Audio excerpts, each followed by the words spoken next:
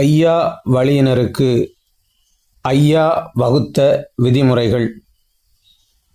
1. பூஜை செய்யக்கூடாது. 2. பூஜாரிகள் வைத்து கொள்ளக்கூடாது. 3. யாகம் ஹோமம் கூடாது. 4. மாயை உங்களை ஆளாமல் பார்த்து கொள்ளுங்கள். 5.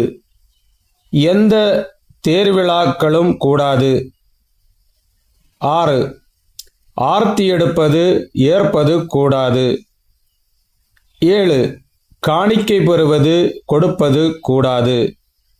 8. மாலையிடுதல் கூடாது. 9. யாரையும் உங்கள் காலில் விழ விடாதீர்கள். 10. லஞ்சத்தை ஏற்காதீர்கள். 11. ஆசையை துறந்து விடுங்கள். 12. உண்மையாக இருங்கள். நன்றி, வணக்கம்.